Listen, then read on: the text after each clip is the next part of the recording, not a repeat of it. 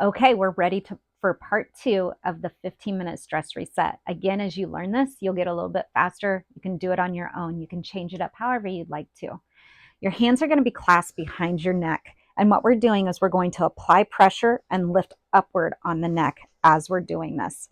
Feel free to get a regrip anytime. When you do this, you should feel a slight tug coming up on the skin, hence the fascia, underneath the skin, being tugged up that spine as we do it.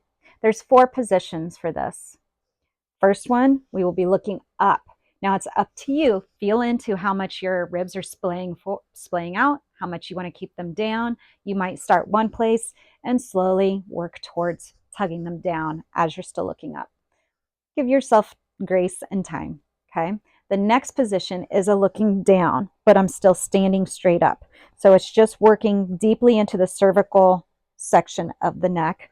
And we will be looking under our armpit, almost like whenever you're doing a freestyle and you're coming up like that, you're lifting up and going across with the opposite elbow. I like to imagine this elbow being tugged across while this shoulder blade in the back is being lifted up and back.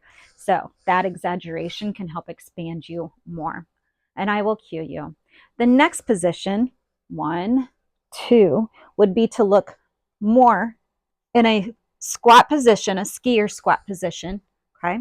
Your balance is a little forward on the balls of your feet, but you're looking up just slightly. And we're going to turn in the thoracic area. So again, looking under that arm on each side. Again, I like to imagine the elbow going across, really exaggerating that way, while the shoulder blade in the back is being lifted back in a diagonal that way. You'll feel it once we get going. If you cannot go down into a full squat yet, come back up or sit in a chair, whatever. Maybe sometimes I get a little booster and I sit down in a squat here to support me, but I will be going down into the full squat. I'll be taking my own time getting down there as well. My squat is different for me almost every day. So it just depends on the location of my hips and where I am in my cycle and different factors. Okay. So whenever I am down in the squat, I will be curving in, sending my pubic bone to my sternum down to my pubic bone, and my forehead down into a ball. Okay. I take my time going down there. Sometimes I put my hand down.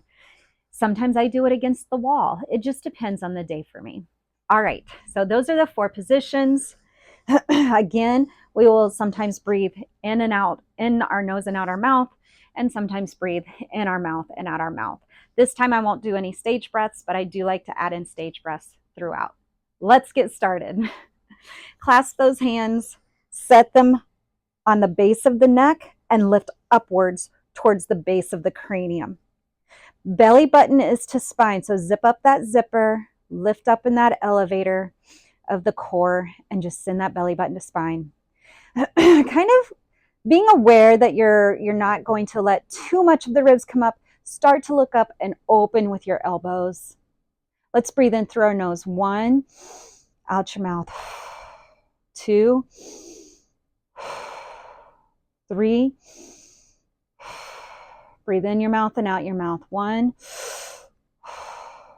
2, 3. Tuck that chin in all the way. And now as your head comes down, you're still standing tall. Your hands are actually gliding the skin towards the base of the cranium, almost towards your camera or screen. All right, breathe in through the nose. Look up to the right and down. Breathe in through the nose to the left and down. In through the nose to the right and down. In through the nose to the left and down. Let's do one more on each side, breathing in the mouth. 1, to the right and down.